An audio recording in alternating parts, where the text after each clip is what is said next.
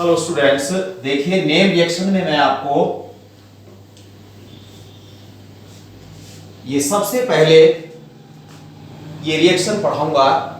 एक एक करके रिएक्शन मैं आपको बताता हूं। देखिए ये हाइड्रोकार्बन के रिएक्शन है, एल्केन के रिएक्शन है। इनमें एल्केन का फॉर्मेशन होता है। देखिए कौन कौन से रिएक्शन। नंबर 1 कोल्टोज रिएक्शन।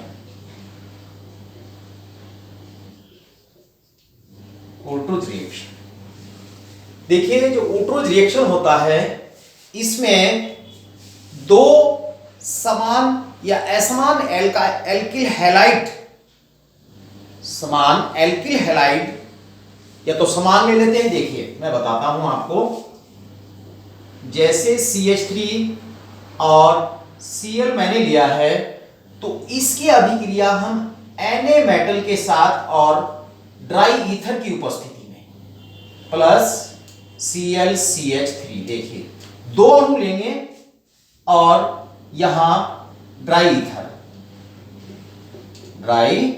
ईथर यूज करते हैं।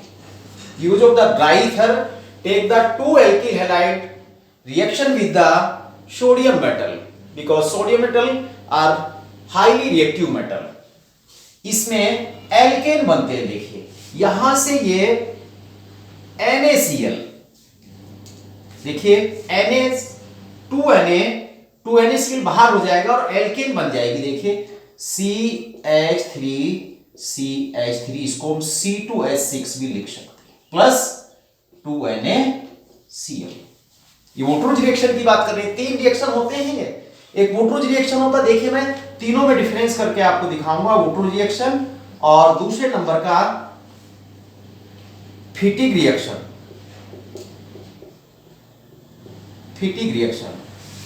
इसका एक एग्जांपल और ले लेते हैं। CH3CH2Cl और प्लस 2Na और ClCH3, देखिए is equal to, so same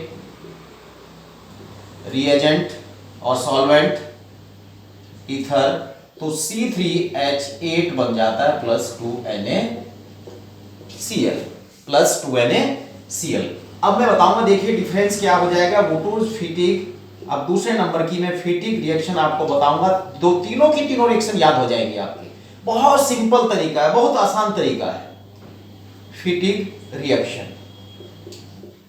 और तीसरे नंबर की वोटरूज फिटिग रिएक्शन।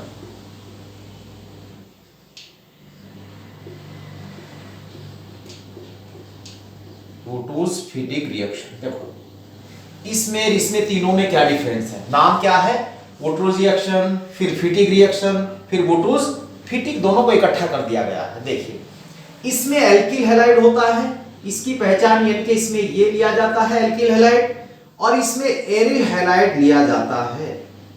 इसमें एरिल हैलाइड लिया जाता है, इसमें एरिल हैलाइड लिया जाता है, और इसमें aryl halide plus alkyl halide लिया जाता है। ये पहचान है इसकी तीनों रिएक्शन की।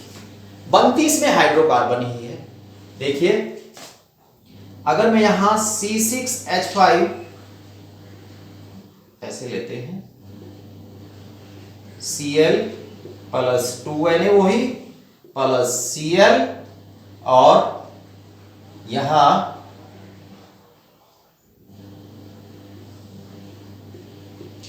Is equal two by aryl बनता है।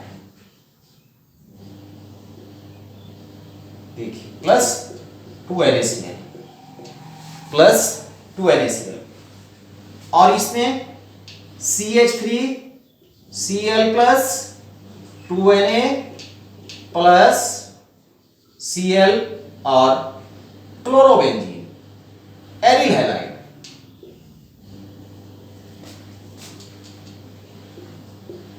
ड्राई ईथर, और इसमें भी ड्राई ईथर। देखिए यहां टॉलुइन बनता है CH3 3+2NaCl। देखिए अब मैं आपको बताता हूं कि जो वुटरूज रिएक्शन है, यह भी हाइड्रोकार्बन की रिएक्शन मैं बता रहा हूं, याद करने से आसानी आप लोगों को हो जाएगी कि हाइड्रोकार्बन कहां कहां बनते हैं, उनके कौन कौन से नेम रिएक्शन है। इसके लिए 3 नेम रिएक्शन है, वुटरूज रिएक्शन, फिटिग रिएक्शन, वुटरूज-फिटिग रिएक्शन। अगर वुटरूज रिएक्शन है तो 2 समान या असमान एल्किल हैलाइड लेंगे, 2 असमान या समान एल्किल हैलाइड की अभिक्रिया सोडियम मेटल के साथ in presence of the dry ether, then क्या बनेगा, एल्केन बनते हैं। अब यहां बात कर लेते हैं फिटिग रिएक्शन की। फिटिग रिएक्शन में एरिल हैलाइड लेते हैं, इस एल्किल हैलाइड के स्थान पर एरिल हैलाइड लेते हैं, 2 एरिल हैलाइड हमने लिए। जब 2 एरिल हैलाइड लिए वही 2NaCl आउट होगा और बाइफेनिल बनेगा। बात करते हैं वुटरूज-फिटिग अभिक्रिया की। इन दोनों में से एक एक ले लें, एक एल्किल हैलाइड, एक एरिल हैलाइड। तो यहां ये एल्किल हैलाइड लिया, एरिल हैलाइड, तो बन गया टॉलुइन। तो ऐसे इस तरीके से तीनों में हम डिफरेंस करते हैं कि वुटरूज रिएक्शन क्या है और वुटरूज रिएक्शन किसे कहते हैं। नोट कर लीजिए। एक बात मैं और बता देता हूं आपको कि ये ज्योमेट्रिक होता है, ये भी ज्योमेट्रिक बनता है, इसमें भी ज्योमेट्रिक बनता है।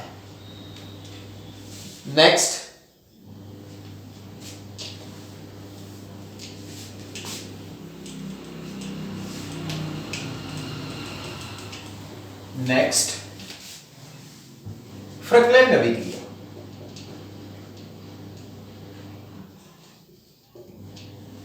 फ्रकलैंड अभिक्रिया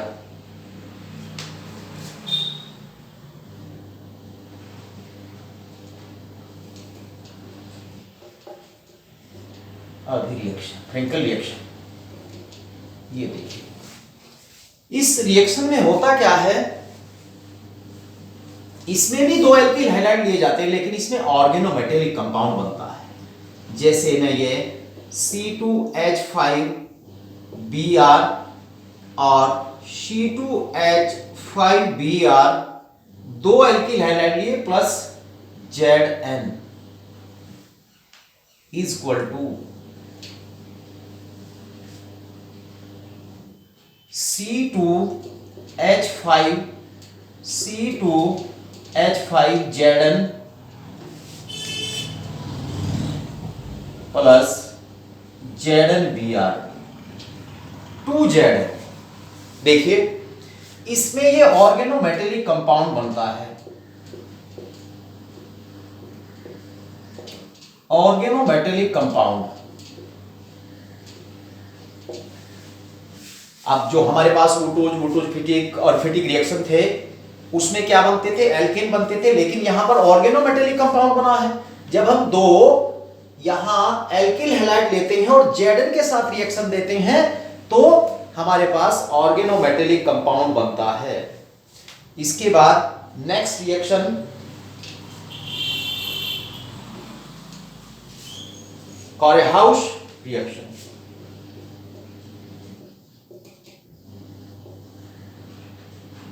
कोरेहाउस रिएक्शन, देखिए कोरेहाउस रिएक्शन जो होता है इसमें 3 हम हैलाइड लेते हैं। देखिए एक मेटल लेते हैं लिथियम और प्लस CuCl लिया है और प्लस एक CH3Cl लिया है।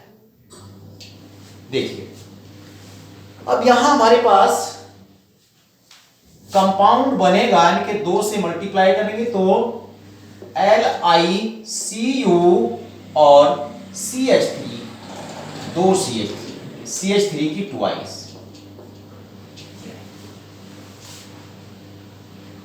तो इसे हम कोरेहाउस रिएक्शन कहते हैं, कोरेहाउस रिएक्शन कहते हैं। नोट कर लीजिए।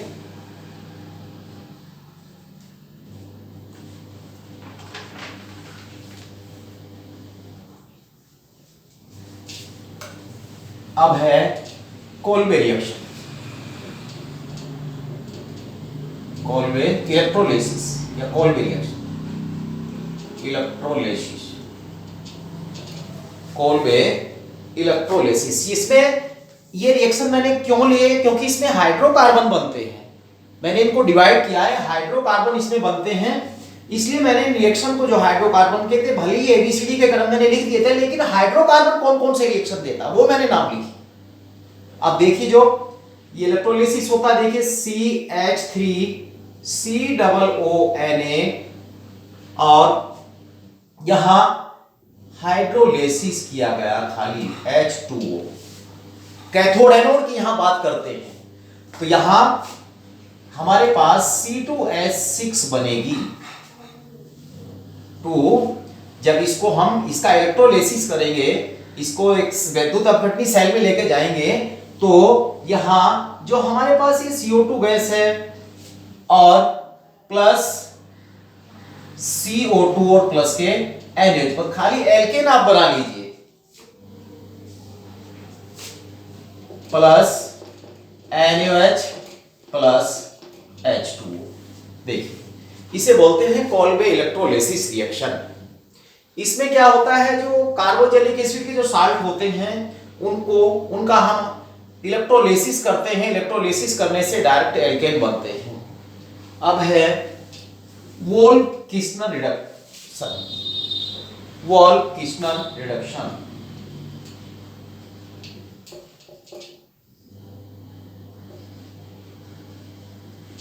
Wolff-Kirchner reduction.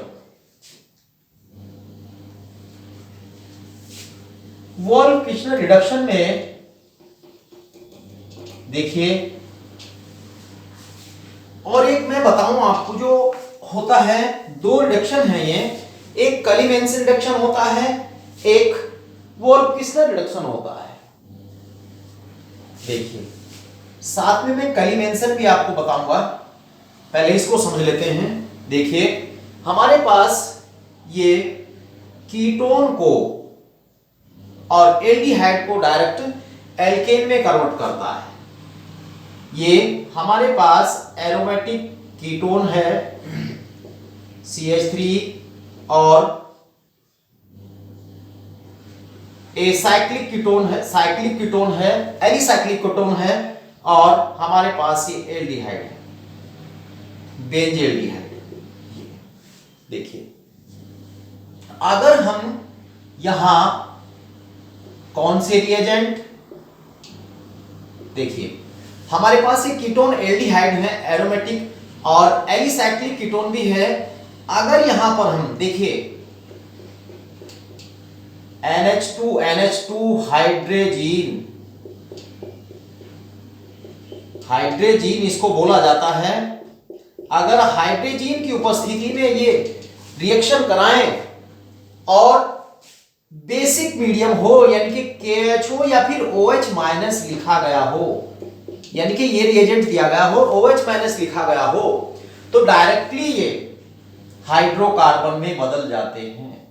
देखिए C, यानी कि ये हमारे पास ऑक्सीजन, सभी ऑक्सीजन यहां से चली जाएगी, 2 H इसको मिल जाएंगे, H2CH3 एथिल बेंजीन। ऐसे ही दो हाइड्रोजन, यहां जो कार्बन है ये ऑक्सीजन हट जाएगी और यहां 2 हाइड्रोजन लग जाते हैं। और इसमें एक मैं बता दूं आप लोगों को बात, इसमें N2 निकलती है, N2 गैस निकलती, प्लस पहचान बताऊं इसमें मैं आप लोगों को, N2 गैस निकलती है और इसमें ये CH3,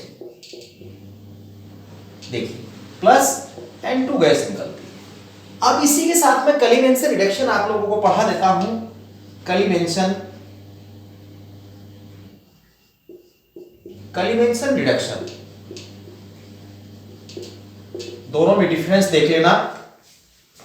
जो कलीमेंसन रिडक्शन होता है उसमें रिएजेंट कौन सा, देखिए अगर हम बात करें यहां CH3 CHO की बात कर लें, या फिर CH3 CO और CH3 की मैं बात करूं, तो देखिए डबल बॉन्ड O, और यहां जो रिएजेंट लिखा जाएगा ZnHgHCl। देखिए वो बेसिक मीडियम में था, ये एसिडिक मीडियम में है,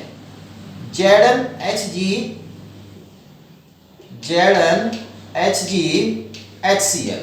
देखिए ये जो हमारे पास है कि देख रहे हैं आप कि ये हमारे पास साइक्लिक कीटोन थी, साइक्लिक एल्डिहाइड थे, जिसमें हमने वॉल्फ्किसन रिडक्शन दिखाया है। जो हमारे पास रिएजेंट यूज किया था वो हाइड्रोजन और बेसिक मीडियम था, हाइड्रोजन और बेसिक मीडियम था। लेकिन जो कली-मेंसन रिडक्शन की हम बात कर रहे हैं, कली-मेंसन रिडक्शन में अमलगम, जिंक अमलगम और एसिडिक मीडियम है। काम वही होता है, ऑक्सीजन आपको निकालनी होती है, CH3 और CH3 CH2 ऑक्सीजन हटा दीजिए, 2 H इसको दे दीजिए, CH3। देखिए इसमें भी एल्केन बनते हैं। ये हमारे पास रही जो वॉल्फ्किसन रिडक्शन और कली-मेंसन रिडक्शन। देखिए यहां एल्केन बनते हैं, हाइड्रोकार्बन बनते हैं, इसलिए मैंने रिएक्शन अलग कर दिए हैं। जैसे जैसे हमारे वो मैंने बताया था आपको, जो पहली टेबल थी उसमें दिया था कि aldehyde, ketones and carboxylic acid किस किस प्रकार के रिएक्शन देते हैं। कार्बोजेलिक एसिड और आपका एल्डिहाइड्स और कीटोन्स और एल्कोहल्स, फिनॉल्स, ईथर किस किस टाइप के नेम रिएक्शन देंगे, उससे आप लोगों को याद करने में आसानी हो जाएगी। मैंने अलग अलग रिएक्शन दिए हैं। ये हाइड्रोकार्बन में इसलिए मैंने डिवाइड कर दिया है क्योंकि इसमें हाइड्रोकार्बन बनते हैं। और ये पहचान कर लीजिए आप, वॉल्फ्किसन रिडक्शन में ये NH2 हाइड्रोजन बेसिक मीडियम और कली-मेंसन रिडक्शन में जिंक अमलगम और प्लस एसिडिक मीडियम लिया जाता है। अब नेक्स्ट रिएक्शन मैं आपको बताता हूं।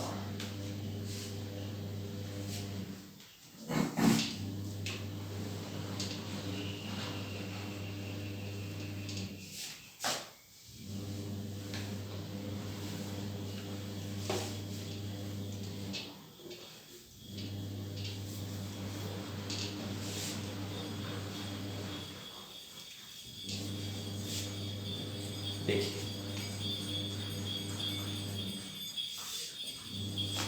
एक रिएक्शन डेकार्बोक्सिलेशन,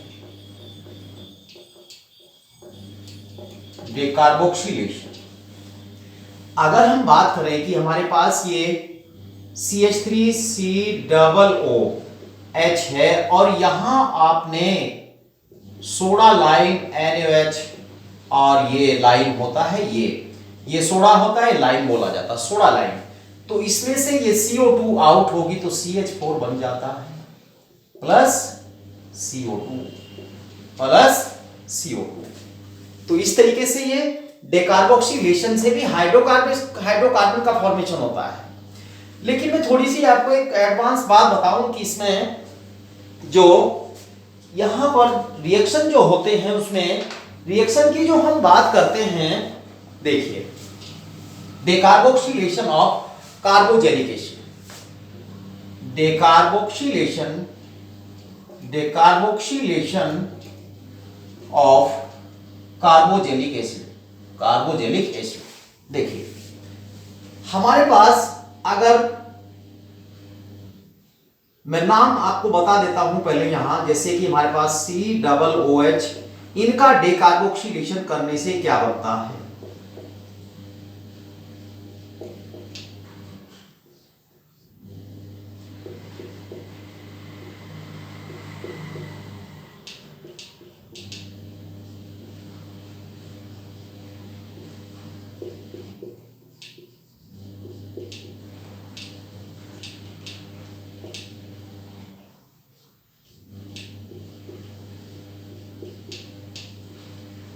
देखिए मैं इनका नाम भी आपको बताऊंगा। अगर 0, 1, 2, 3, 4 और 5, अगर इनके बीच में कार्बन नहीं है, 0 कार्बन है, तो इसका नाम ऑक्जेलिक एसिड बोलेंगे। अगर यहां एक कार्बन, इन दोनों कार्बोजेलिक एसिड, डाइकार्बोजेलिक एसिड की हम बात कर रहे हैं, तो डाइकार्बोजेलिक एसिड में एक कार्बन बीच में आ जाए तो इसको हम मैलिक एसिड बोलेंगे। अगर 2 कार्बन आ जाते हैं तो इसको हम सक्सेनिक एसिड बोलेंगे। अगर 3 कार्बन आ जाते हैं तो हम इसको ग्लूटामिक एसिड बोलते हैं। अगर इसमें 4 कार्बन आ जाते हैं तो एडीपी एसिड बोलते हैं। अगर 5 कार्बन आ जाते हैं तो पैमेलिक एसिड बोलते हैं। अगर 5 कार्बन आ जाते हैं तो फैमिली एसिड बोलते हैं। अब मैं देखिए 3 वाला आ गया है, 4 वाला मैं आपको यहां बताता हूं, CH2 4 और COOH डाई कार्बोक्सिलिक एसिड की डेकार्बोक्सिलेशन की मैं बात कर रहा हूं। ये नेम रिएक्शन में है नहीं, लेकिन मैं इसको साथ साथ आप लोगों को बताते चल रहा हूं, क्योंकि इसमें क्या बनता है ये देखिए आप, CH2 और 5COOH, COOH क्या बनेगा देखिए, सोडा लाइम, वही जो मैंने बताया था, यानी कि ये NaOH और सोडा लाइम आपको यूज करना है, यहां भी यही यूज करना है, यहां यही यूज करना है। देखिए इसमें मैं बता देता हूं आपको, अगर हमारे पास ये है तो यहां -CO2 निकालना, अगर ये है तो -H2O निकालना, अगर ये दोनों है तो -CO2 और -H2O दोनों निकालना। देखिए अगर इसकी बात करें हम, अगर हम इसकी बात करें तो यहां जो देख रहे हैं आप, एक CO2 निकाल दीजिए, क्या बचा, HCl, थार्मिक एसिड।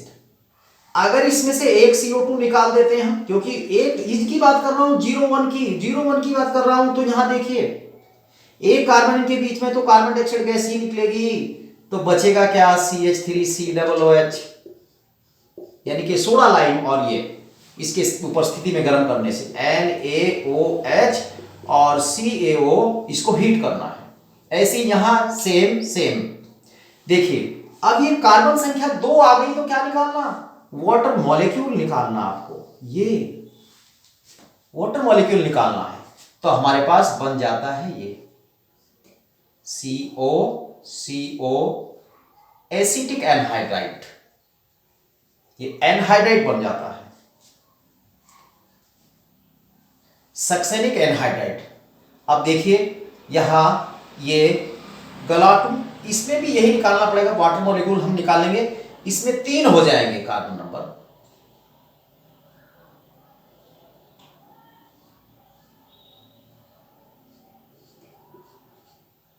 ये देखिए।